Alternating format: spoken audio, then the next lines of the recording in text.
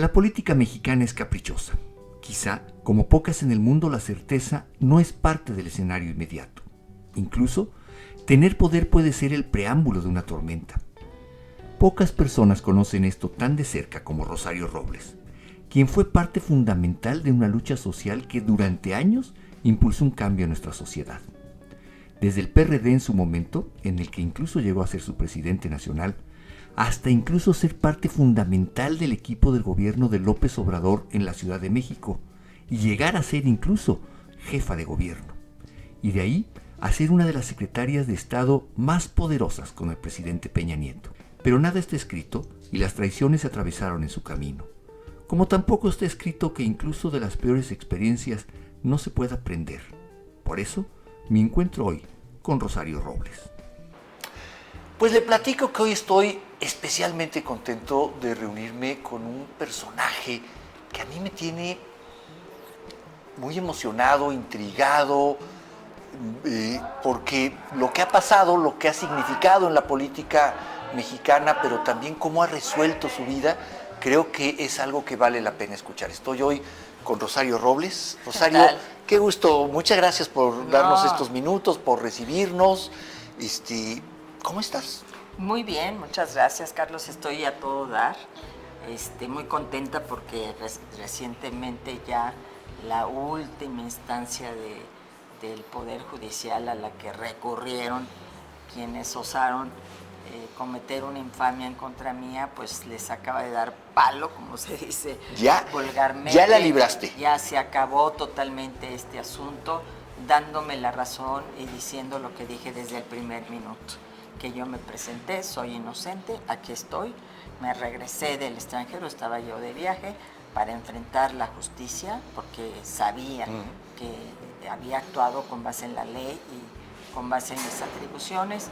Y al final de cuentas el Poder Judicial, y no la Corte, sino los jueces, resolvieron que en todo caso era un asunto que se debió de haber visto por el tema administrativo, porque claro, yo estaba acusada de una omisión. A mí no me acusaron de haberme llevado un peso. A ver, eso es muy importante. Ajá. Tú nunca estuviste acusada cuando fuiste secretaria de robarte el dinero, pues. Nunca. O sea, nunca. Lo más que pudieron armar fue omisión, o sea, no se dio cuenta. Así es, no actuó frente a actos de terceros que a la fecha, ya años después, no han comprobado uno solo. Además. No, mire, yo quiero interrumpirte tantito porque quiero poner en contexto al auditorio. Sí. Tú pasaste, aquí lo tengo apuntado, 1,101 días en prisión. Sí. 1,101 días. Mire, para que ustedes den una idea, este programa dura 1 hora. Si dividimos los segundos de este programa, cada 3 segundos que usted nos esté viendo, Rosario pasó un día en la cárcel.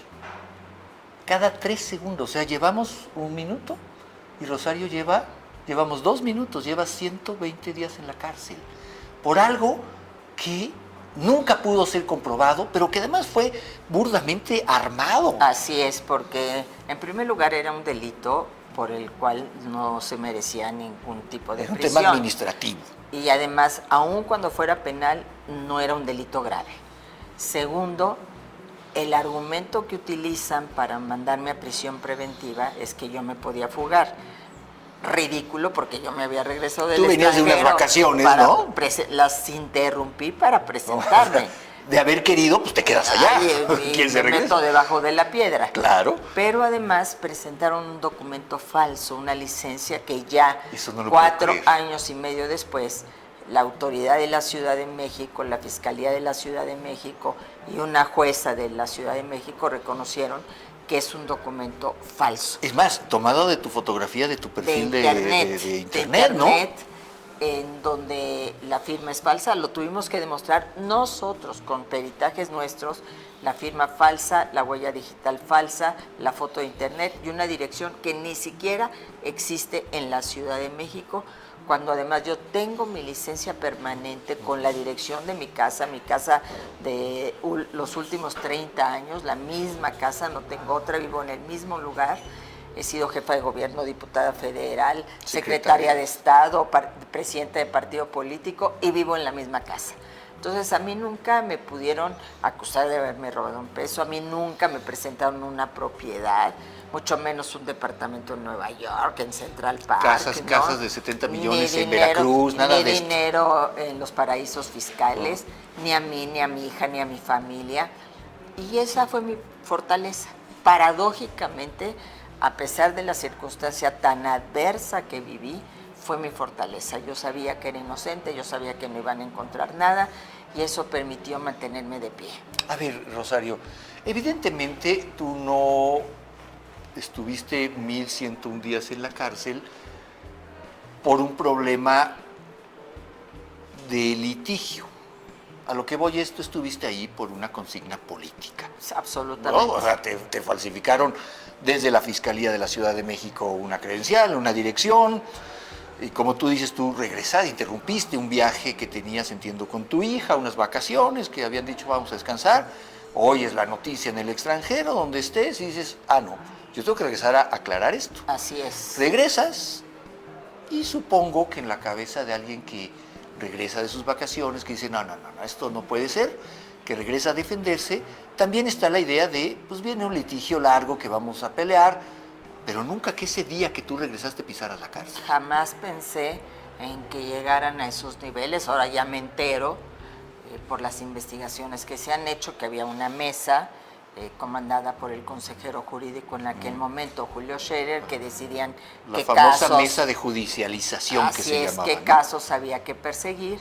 Y todo se arma porque no solamente es la licencia, sino el juez que me toca. Claro, bueno, que es el juez sobrino. Exacto. Sobrino de René Bejarano y de Dolores Padierna, que pues han declarado públicamente ser mis adversarios. Sí, que era consigna. Que era una consigna, y entonces todo se armó para llevarme como un trofeo de la lucha contra la corrupción del sexenio de Peña Nieto a la cárcel. Pero, a ver, aquí me surgen varias preguntas, Rosario, si me permites. Primero, tú vienes de ese grupo, fuiste jefa de gobierno, es decir, no es ajena a ese grupo, conoces perfectamente a Andrés Manuel, conoces perfectamente a todo ese grupo. ¿Qué pasó? ¿Por qué te consideraron de repente la adversaria a meter a la cárcel? Yo creo que había mucho resentimiento, venganza. Andrés Manuel, en primer lugar, no acepta a una mujer insumisa. Yo empecé a tener una presencia propia siendo jefa de gobierno de la Ciudad de México.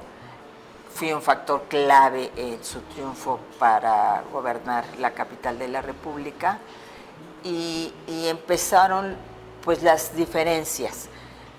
Cuando fui ya presidenta del PRD, los dos estábamos muy bien posicionados y empecé a ser un obstáculo, y vienen los videoescándalos y por mi relación personal con Carlos Ahumada, pues a mí me culpan, cuando en realidad los que estaban tomando el dinero era pura gente de Andrés Manuel López Obrador. Claro. Entonces yo pago las consecuencias de lo que estaba haciendo su gente, que también ahora nos enteramos por libros e investigaciones que se han realizado y por lo que hemos visto, pues que les encanta el cash, es decir, que es su modus operandi. Así entonces desde ahí, porque él me cree artífice de esa circunstancia. ¿Tú crees que él sintió que estos videoescándalos, el caso de las ligas, lo que vimos de Bejarano, de IMAS, tú tuviste que ver?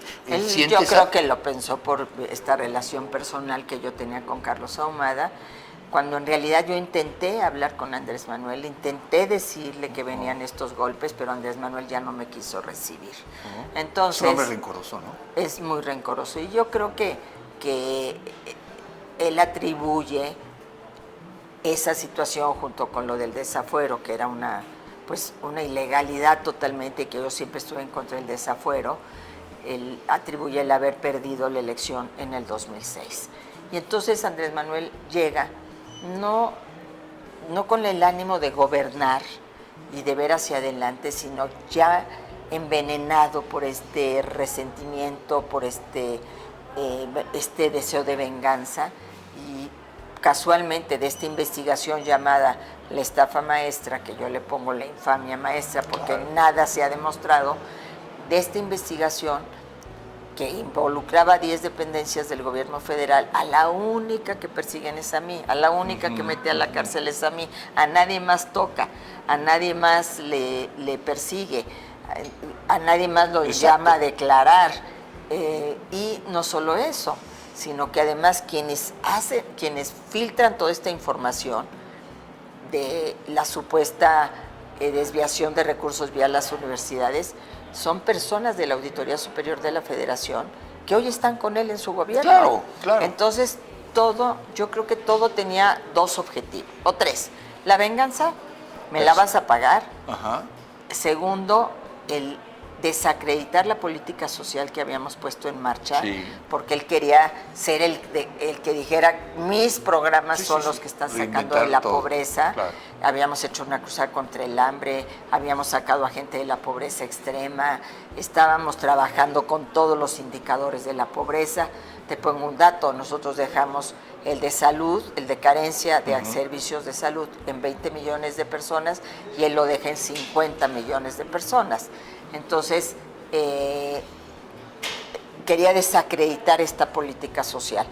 Pero además, yo creo que él me vio como un obstáculo en su proyecto transeccional. Yo venía de la izquierda, claro, yo había sido jefa de gobierno, fundadora del Partido de la Revolución Democrática, yo sí había andado al lado del ingeniero Cárdenas y del propio Andrés Manuel, presidenta del Partido de la Revolución Democrática, eventualmente 5 años suelta recorriendo el país cuando como secretaria de Estado había recorrido todo México, había puesto un comedor comunitario, una estancia infantil, un cuarto rosa. O sea, ve una amenaza en ti, una amenaza política. Política. Yo creo que esa es la decisión que al final dijo, mato 3 pájaros de un tiro. Conociendo a Andrés Manuel, en su frialdad, es la decisión que él tomó. La tengo que encerrar, la tengo que poner en 4 paredes para evitar que ella sea un problema en la elección del 2024. Y la pregunta obvia que tengo que hacerte en este momento es, ¿y eso dio resultado? Bueno, dio resultado porque me sacó de la jugada, evidentemente. Pero hoy estás en la vida pública. Sí, yo estoy participando y desde la cárcel. Nunca dejé de hacer política. Sí. Siempre. Bueno, ahorita regresamos a la cárcel. Sí. Porque hay una parte ahí que a mí me llama mucho la atención de cómo una mujer como tú convierte pues, una desgracia personal y familiar en una oportunidad para muchas mujeres. Pero antes de entrar a esa parte, hay otra traición de la que creo que se ha hablado poco. O yo creo que se ha hablado poco, o tal vez ni siquiera es una traición. Tú dime. Peña Nieto también te dejó sola. Peña Nieto se lavó las manos, se fue a España, vete a hacer donde ande. Hasta poco en Madrid. O luego dicen que anda en Punta Cana jugando gol, qué sé yo. Pero tampoco hubo, como no lo hubo en todo su gobierno, o en todo, después de su gobierno, una defensa de su actuar, y te dejó totalmente sola, creo. Y he leído mucho sobre gente que ha hablado con él, que pactó con el presidente, no me toques a mí y a estos personajes. Pero en esa lista no incluyó a Rosario. Bueno, eso sí no me consta, ¿no? Del pacto no me consta. Pero sí nos consta que no hubo una defensa tampoco de tu trabajo. Yo creo que él estaba en una circunstancia muy complicada. Evidentemente, también yo entiendo que él se tuviera que proteger a su familia, pero no creas que me abandonó en el sentido estricto del término. Estuvo al pendiente de mi hija Mariana. Y mira, yo he aprendido a no juzgar. Okay. He aprendido a no juzgar.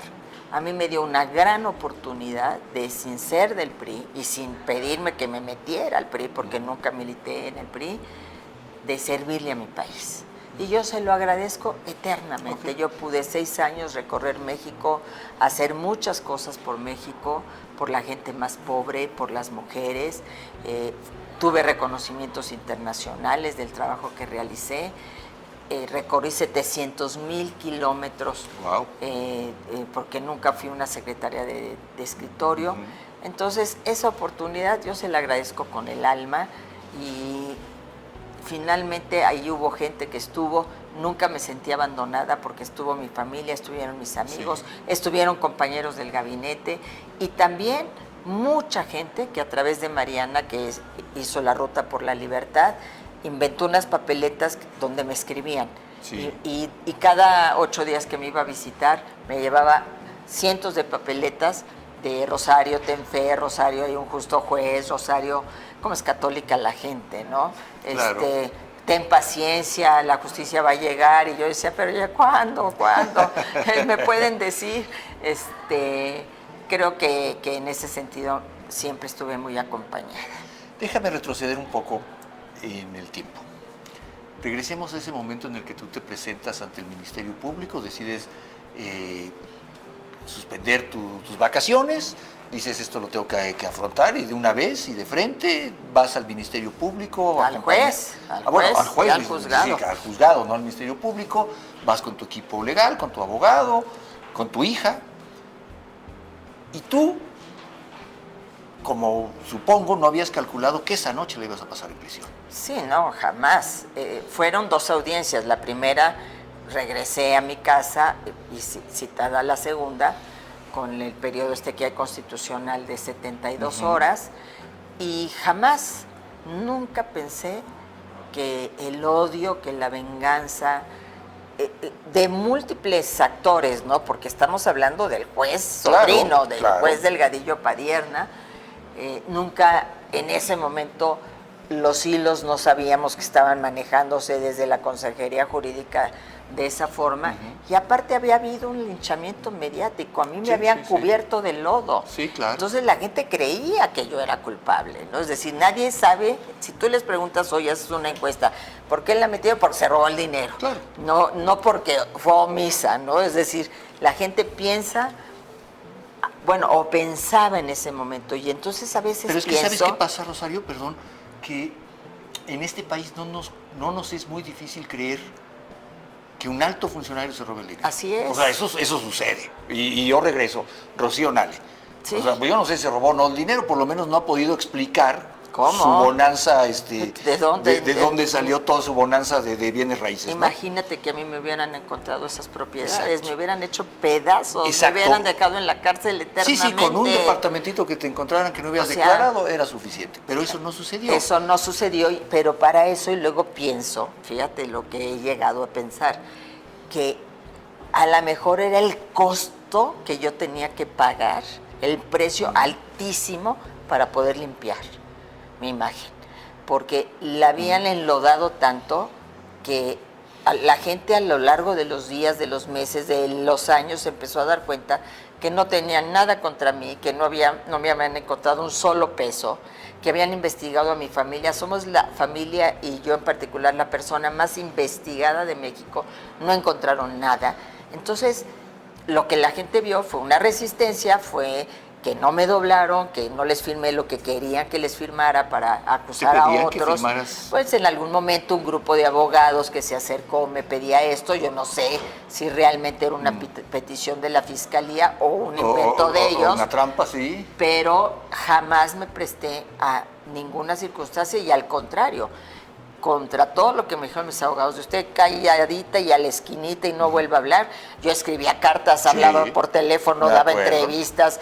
Le decía a Mariana, que manejaba mi cuenta de Twitter en aquel momento, pongan estos twitters, peleé por las mastografías para las mujeres, peleé por las colposcopías, le decía al juez hasta de lo que se iba a morir, y finalmente organicé a las mujeres al grado de que logramos que el ministro presidente en ese momento de la Corte fuera a Santa Marta Catitla y escuchara la injusticia tremenda que prevalece en las cárceles. Fíjate que te escucho, Rosario, y yo me pregunto, como se deben preguntar muchos ahorita que nos estén viendo, caray, la justicia en México, el poder en México, si eso le pasa a una mujer como Rosario Robles, secretaria de Estado, presidenta de un partido, jefa de gobierno de la Ciudad de México, o sea, si eso te pasa a ti, imagínate a mí, don nadie en la calle, cualquiera me invente un delito, o sea, estamos frente a un sistema de justicia que en lo general no funciona, por no hablar de las fiscalías que tanto lucharon, tanto pelearon por no al fiscal carnal, y ahora tenemos puros fiscales carnales al servicio del poder. Así es. Yo creo que el gran tema es el Ministerio Público. que te acusa sin pruebas y que es tan bajo el estándar para vincularte a proceso que te vinculan, pero este abuso de la prisión preventiva que hay en nuestro país. Es decir, cuando la gente podría seguir sus procesos en libertad, yo le dije al juez, ok, perfecto, yo soy la más interesada en que esto se aclare. No me voy a ningún lado. Aquí estoy, pero en libertad, como debe de ser, debo seguir mi proceso. Y sin embargo, no, era el escarnio, era el que te marcaran ya con la letra Z el estigma de que entras a la cárcel, porque la gente no ve, ay, es una medida cautelar para que no se fugue.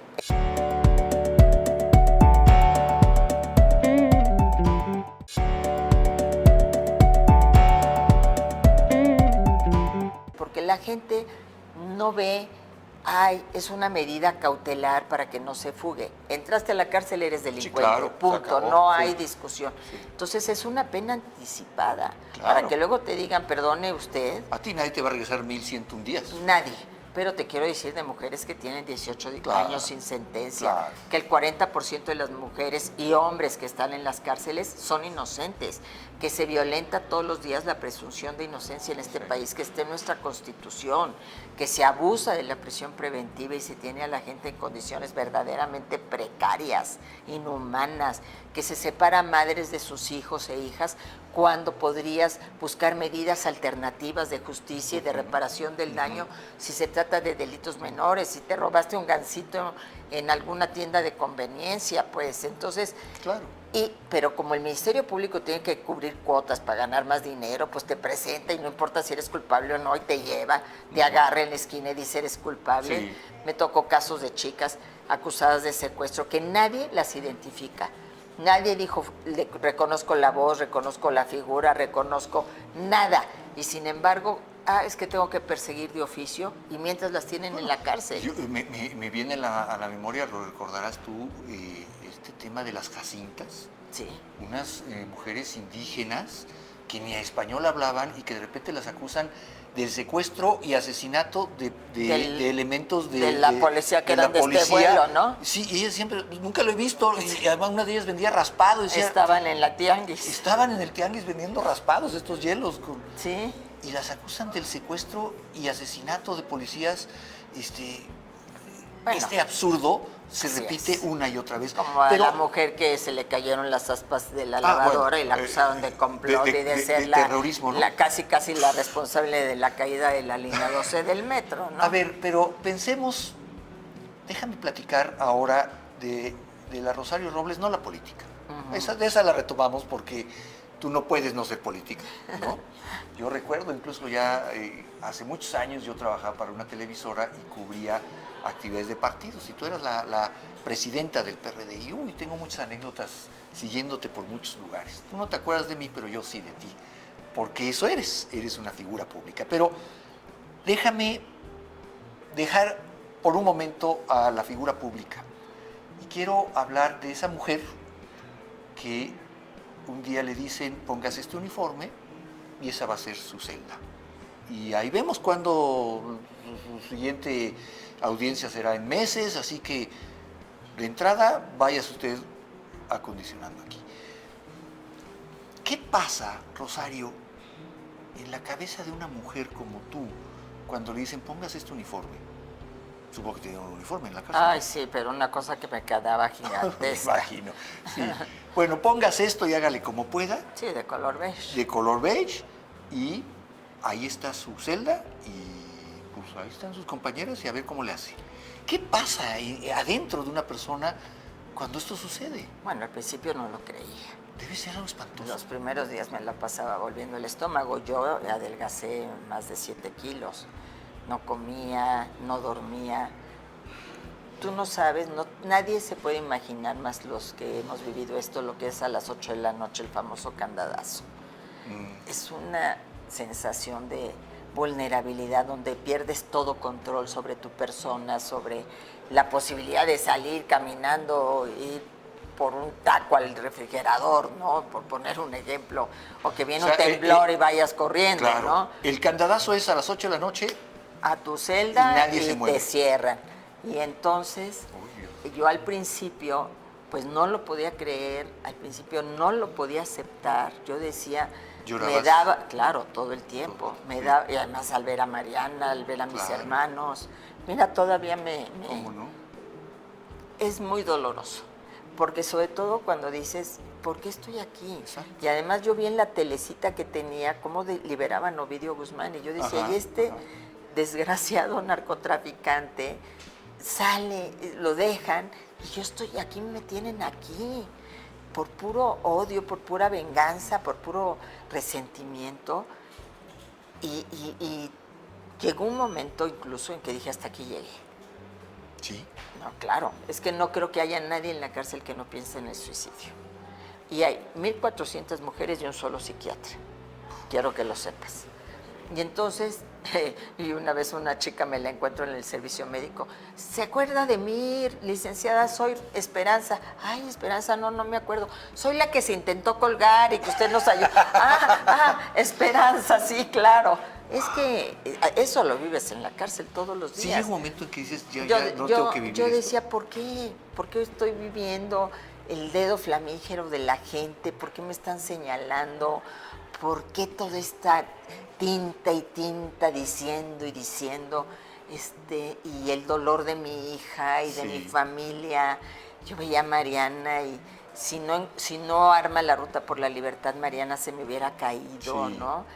Y salió valiente, pero entonces cuando yo tuve este pensamiento, me pasaron dos cosas. Yo siempre dije, y lo escribí en mi libro, siempre me llegaron mensajes. Dije, yo no le puedo hacer esto a Mariana, porque además de todo este dolor, yo puedo acabar con esta situación, pero ¿y mi hija? Pero no la de ella, claro. ¿Cómo va a quedar? Así Y es. dos, me llegó el libro de Víctor Frank. En ese momento, milagrosamente, El hombre en busca del sentido. Y dije, ¿cómo este hombre sobrevivió a un campo de concentración, encontrando un sentido? Y si no sabes siquiera si vas a morir en el minuto siguiente. Yo sabía que no me iban a matar ahí, que no me iban a llevar una cámara de gas, que Sí, no. sí, sí. Entonces dije, tengo que trascender este punto. Claro, tienes una estructura, tienes una familia, tienes una formación que te permite trascenderlo. Y coincide con que llega el COVID y del área que me tenía, que era muy reservada, pero ahí llegaban todas las chicas de ingreso y empezaron a llegar contagiadas. Tenían mucho miedo de que nos contagiáramos, entonces me mandan ya a población, aunque en una área de protección, y empiezo a tener contacto con las chicas de allá adentro. ¿Y Entonces, eso cambia tu vida? me la cambia completamente. ¿Por qué? Porque ellas seguían viendo como la mujer poderosa que les podía resolver. Ayuda. Ajá. Y aparte, licenciada Robles, tuve que traer un letrero diciendo, soy economista, no soy abogada, no sé nada de leyes, no me pregunten. Pero me contaban sus historias, me contaban sus tragedias. Un segundo antes, cuando tú te mandan a población, es Ajá. decir, ya con En un área de protección En donde un no área- podía salir, ¿Está bien? pero donde ya se podían ellas acercar podían, y ya. cada tercer día yo podía bajar Pero una cuando hora. a ti te dice la autoridad penitenciaria, licenciada Robles, o no sé cómo te diría. Rosario. Rosario, pues aquí puedes contagiarte, no sé, lo que sea, te vamos a mandar a población, a esta área, pero ya vas para allá. Lloraba como Magdalena. Yo también hubiera llorado como Magdalena No, y yo- lo primero que hubiera pensado es, ahora voy a estar rodeada de asesinas, de delincuentes, de gente despiadada, que eso es lo que uno se imagina que hay en la cárcel, ¿no?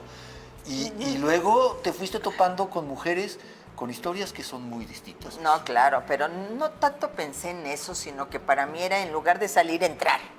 O sea, Exacto. estaba en Cada un vez área estabas más como adentro. intermedia Así y es. entonces yo lloraba y les Claro. rogaba que les firmaba un documento donde me hacía responsable de que si me daba COVID, Sí. yo era, no, pues no, de ninguna No, manera, no, usted se tiene que ir y Rosario, háganos caso, va a estar mejor, va a poder convivir con más gente, porque debo reconocer que las custodias, las jefas, siempre sostuvieron que yo estaba ahí de manera inocente. ¿Te trataron bien las Me autoridades trataron penitenciarias? bien porque había sido su jefa.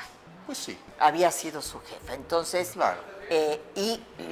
ellos tenían miedo de que las chicas, pues al ver a alguien poderoso, pues empezaran No, al contrario, era ir a contarme sus historias. Yo les empecé a dar cursos de cómo había que plantear la perspectiva de género. Les escribía lo que le tenían que decir al juez al final. Yo tengo un hijo de 2 años, otro de 4. Permítame estar con ellos. Yo cumplo de manera diferente mi pena, mi sentencia, porque hay protocolos internacionales al respecto. Entonces empecé a oír historias desgarradoras. Y entonces dije, yo estoy aquí por esto. Yo estoy aquí para visibilizar esta injusticia. Ahí le encontraste un sentido. Para visibilizar esta injusticia. Yo tengo una voz, estas mujeres no la tienen. Yo tengo la capacidad de hablar, de decir, de luchar por ellas. Bueno, cuando voy con el juez y le digo, tienen 2 años de no hacernos una mastografía, una colposcopía en un penal de mujeres, con una jefa de gobierno mujer y una secretaria de salud mujer, el juez al día siguiente me mandan llamar. Aquí está la orden para llevarla al hospital tal a que le hagan la colposcopía y la mastografía. Les dije, no, es que no pedí una, pedí 1,400. Exacto. Ya al rato llegaron, unos días después, los carritos y yo los inauguré como cuando jefa de gobierno inauguraba. Sí, porque todo el mundo dijo que yo era la artífice del asunto. Y luego, bien chistoso, vida, ¿no? De repente voy caminando, que fui a la dirección y de regreso una fila como de 10. ¿Podemos hablar con usted? Le digo, sí. Y eran trabajadoras de ahí, defensoras de oficio. ¿No puede usted pedir, por favor, que también nos suban el salario? Porque a usted sí le hacen caso, Rosario.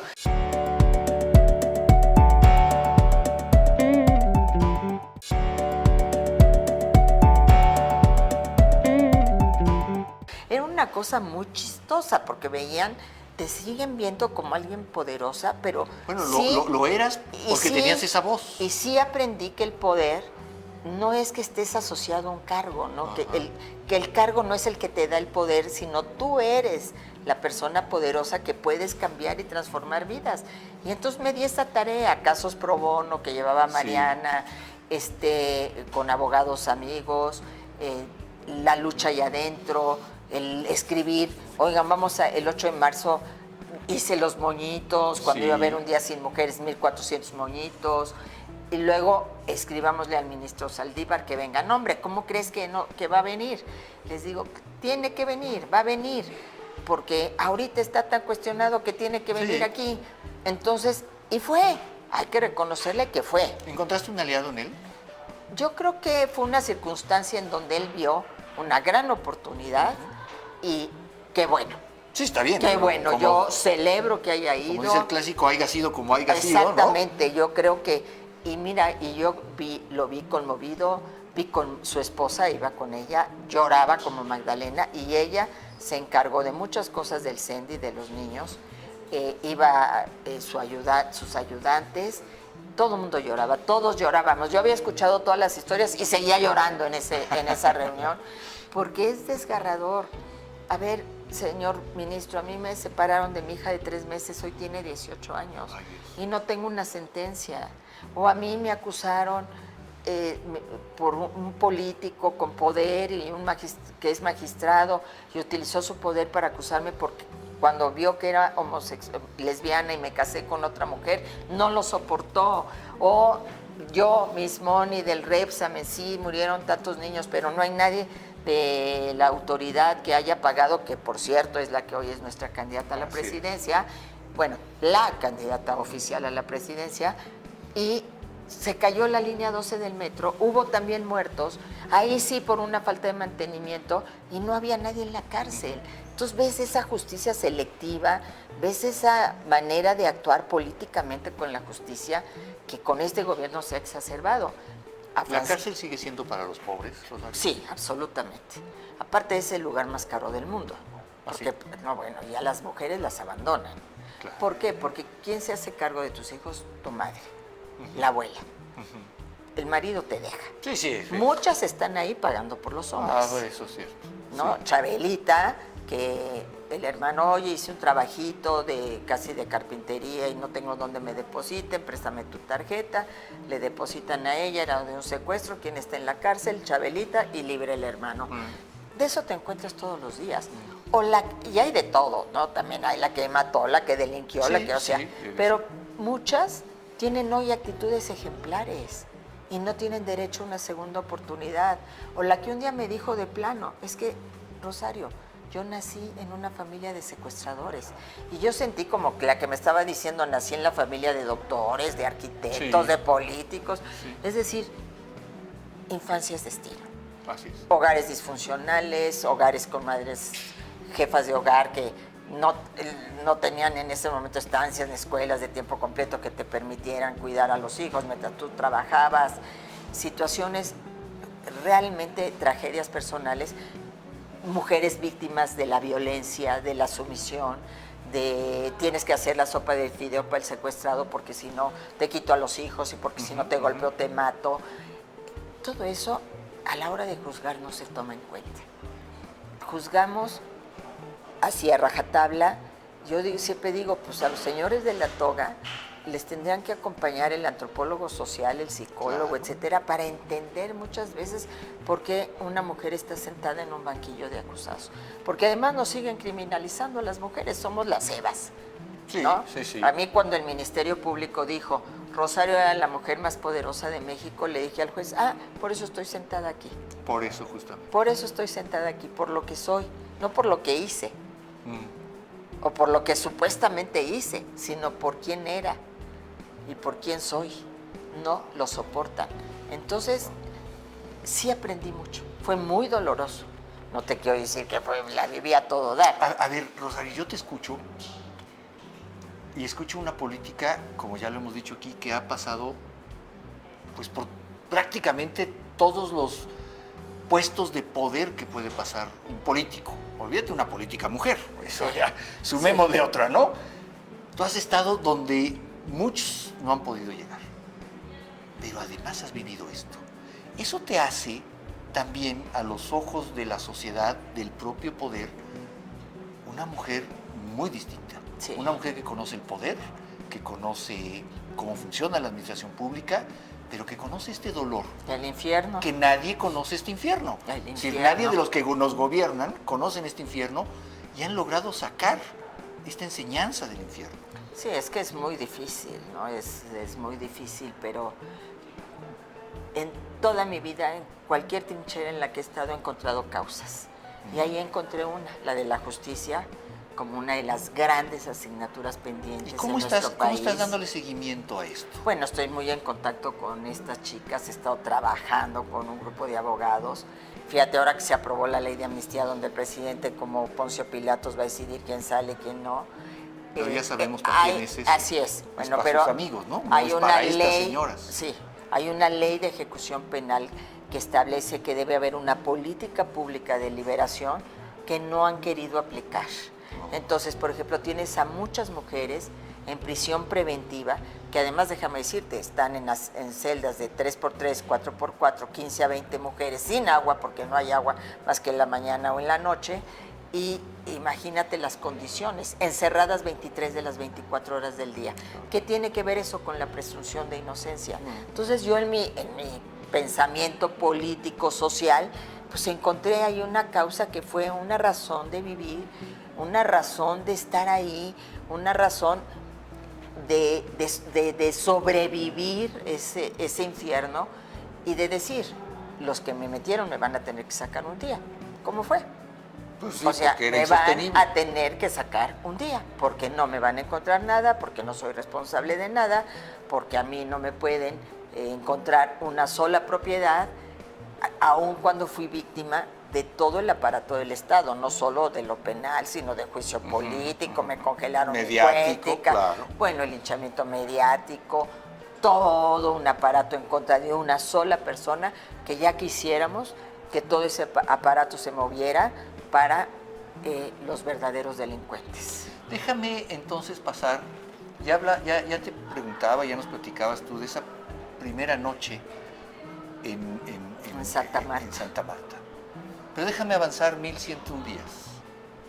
¿Y cómo es la primera noche en la que sales de Santa Marta, vas a tu casa? Al principio hay mucha gente, está tu hija, tu familia, todos te Mis abrazan, amigos. tus amigos. Vas a tu casa, poco a poco se van yendo. ¿Cómo es ese momento en el que tú, después de 1101 días, te pones tu pijama, te metes a tu cama? Que a ya la no era tuya, beige. Que ya no era beige, que ya es tu pijama. Ya vas a tu cama, apagas la luz y te duermes. Bueno, déjame decirte primero el momento en que salgo. Sí. Yo, cuando ya cambian la medida cautelar, regreso a mi estancia por mis pocas cosas, porque hay el dicho de que lo de la cárcel se tiene que quedar ahí. Ok. Y no debes de mirar ni para atrás porque te vuelves casi estatua de sal. Entonces, pues agarré mis libros, agarré mis cuadernos, mis notas, yo había escrito mucho ahí. Y ya estaban todas las chicas encerradas porque eran más de las 8 de la noche. Habían pedido abrazarme y demás, dijeron las jefas que no. Entonces, todas desde las rejas, llorando, echándome porras, entregándome estampitas. Fue un momento tan emotivo. Gracias, Rosario. Eso me lo llevo siempre en el corazón porque hice algo, es decir, hice Dejaste la una diferencia ahí. Y luego cuando llego a la casa, pues como tú dices, están todo el mundo, pero fíjate qué sensación, y por eso el tiempo es un invento. En la cárcel cada día se me hacía eterno. Cuando llegaba la noche decía, ay Dios mío, gracias, ya un día menos. Cuando llego a mi casa sentí que me había ido el día anterior. Mariana se preocupó por mantenerla igualita. Y entro y te juro que sentí que me había ido el día anterior. Que no habían pasado esos 3 años. Claro, estaba todo mundo y besos y abrazos, felicidad, todos llorábamos. ¿Y qué pasó al principio? Que tuve muchas pesadillas. Que yo soñaba que en realidad estaba en la cárcel, que seguía en la cárcel, que eso había sido un sueño, que mi libertad era un sueño. Entonces me despertaba, ay no, sí estoy en mi casa, sí estoy en mi cama, ¿no? Es decir, no lo puedes creer. Claro. Porque siempre dije, sabes cuándo entras, pero no cuando vas a salir de una cárcel.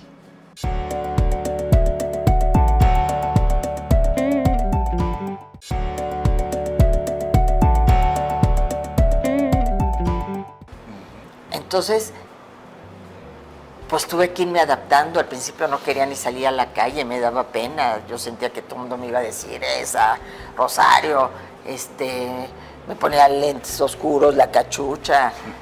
Mariana me obligaba a salir, a dar la cara. No fue nada fácil, ¿no? Además tienes todas las puertas cerradas, el volver a encontrar Sí, una claro. chamba, porque además, pues yo, a ver, todo lo poco que teníamos producto del trabajo lo tuvimos que vender. Mariana Sí, su sí. departamento, mi camioneta. Bueno, lo único que nos quedamos fue con nuestra casa de toda la vida. Ya hubiera sido el colmo, ¿no? Pues sí, pero si Entonces, esto dura un poco más, quién sabe, ¿no? Exactamente, Porque- es como las enfermedades, se Claro. dura todo.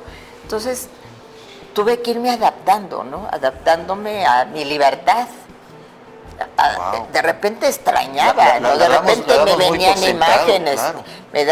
me venían imágenes de una canción y estaba yo haciendo zumba como la hacía allá adentro. En fin, es decir, sí hay recuerdos que ya te quedan y te marcan Y todo el te tiempo. van a perseguir toda la siempre, vida. siempre. Rosario, eso ya pasó. Déjame hablar un poco del presente y del futuro. Ajá. Porque ese presente y futuro está indeleblemente marcado por lo que te ha sucedido, Claro. por lo que has sido y por lo que te pasó. Hoy estamos en medio de una campaña política, presidencial, en medio de ruido. Creo que como nunca vivimos un México en el que no sabemos cuál es la realidad, si la que nos presentan desde Palacio Nacional todos los días o la que vemos en la calle y La que vivimos. alguien está mal, ¿no? O Dinamarca está muy mal o nuestro hospital está muy mal, alguien está muy mal. Pero tú tuviste en tus manos la política social de este país, Sí. en un momento muy importante.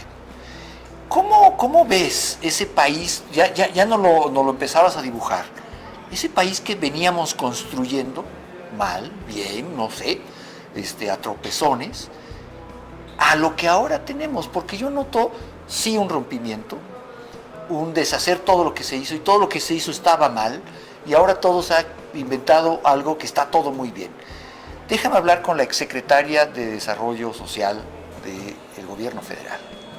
¿Cómo ves ahora el país en esta materia? Bueno, yo veo un franco retroceso, porque Se habla mucho de que si llega la oposición al poder van a desaparecer los programas sociales, y quien desapareció los programas sociales se llama Andrés Manuel López Obrador. Y quien guardó un silencio cómplice, sobre todo con los programas que eran para las mujeres, se llama Claudia Sheinbaum. Te estoy hablando de estancias infantiles, que hay la corrupción. ¿Cuál corrupción? No han demostrado nada. Exacto. Las escuelas de tiempo completo, los comedores comunitarios, el programa Prospera, que apoyaba a 7 millones de mujeres vinculadas a la salud y educación, el seguro popular, el programa de jefas de familia, que era en caso de que murieran, apoyo a los niños, ahora que tienes 215,000 huérfanos de la pandemia. Claro. Había una política social basada en un enfoque de derechos. Yo tenía prohibido decir que eso era por el presidente Enrique Peña Nieto. Y ahora todo es por Andrés Manuel. Así es. Sí. Entonces, es tu derecho. Además, había una participación comunitaria. Creamos 100,000 comités comunitarios. Era la gente participando y había corresponsabilidad. Los comedores comunitarios, nosotros te proveemos los alimentos, nosotros te proveemos los enseres, pero ustedes, mujeres, son las que cocinan y se hacen cargo del comedor, ¿no? Entonces, había un dar y dar, no era ponme la mano para que yo te dé, sino todos tenemos que participar, y había una visión, y era, no hay mejor política social que la política económica, que haya crecimiento, que haya empleo, porque esa es la mejor manera de salir de la pobreza. Ahora hay que tener becas. Ahora tenemos un gobierno que va a crecer menos. Creo que es el peor desde Miguel de la Madrid en materia de crecimiento. Entonces, pues yo que veo, pues veo que si bien efectivamente hay un paliativo al problema de la pobreza con estos recursos que se dan, lo que es cierto es que 50 millones están sin acceso a los servicios de salud. Claro. Que los ahorros de los trabajadores de más de 70 años hoy van a formar parte de un fondo que nadie vamos a saber ni cómo se va a manejar cuando es nuestro ahorro. Estoy viendo pues cómo se les da dinero a los chavos, que está todo dar, nada más sin ninguna responsabilidad por parte de los jóvenes. Entonces todo esto es dar, pero sin que realmente resuelvas el problema de la desigualdad, porque vivimos en un país donde los ricos, que antes eran la mafia del poder, hoy son más ricos que antes, y los pobres extremos, la pobreza extrema es mayor. Creció el número de pobres extremos, de pobreza extrema, que son los más olvidados, que son los indígenas de nuestro país, que son las mujeres, que son niños que van a la escuela sin un alimento. Todo eso creció. Entonces, aumentaron los recursos para los programas sociales, pero esto proporcionalmente no se reflejó en un cambio radical en términos de esta enorme desigualdad que hay en México. Por último, Rosario, ¿y qué sigue? ¿Dónde vamos a ver a Rosario Robles en los próximos años? Pues mira, yo ahorita estaba esperando concluir mi proceso legal, me parecía muy importante acabar de limpiar mi nombre. Tengo un nieto, Mateo. Me dediqué a escribir mi libro precisamente con ese objetivo, que él sepa que porta un apellido limpio, digno, de una mujer que abrió espacios, que dio batallas campales para que las mujeres pudiéramos estar en la política y que le sirvió a su país. ¿Dónde voy a estar? Luchando por un México mejor, luchando por nuestra democracia, por nuestras instituciones, que yo en particular soy parte de una generación que enterró a 500 muertos perredistas para que pudiéramos tener elecciones libres. Y entonces, en esa trinchera voy a estar congruente con mi visión democrática de izquierda, de lucha por los derechos de las mujeres, y sumando esta enorme causa que es la de la justicia en nuestro país. Pues Rosario, te agradezco mucho. Muchas gracias por estos minutos. No, al contrario, muchas gracias. He disfrutado mucho platicar contigo. Muchas gracias. He disfrutado mucho tu camino. Y ojalá nos volvamos a encontrar. Claro que sí, nos volveremos a encontrar. Gracias. Por supuesto. Muchas gracias. Gracias. Termina así mi encuentro con una mujer que logró hacer de una experiencia amarga en su vida un motor de cambio, reflexión y acción. Me quedo con el empuje de Rosario Robles, de su voluntad de no rendirse y de ser un factor de cambio, sin importar las circunstancias. Estoy seguro que la vida nos tendrá reservados otros encuentros.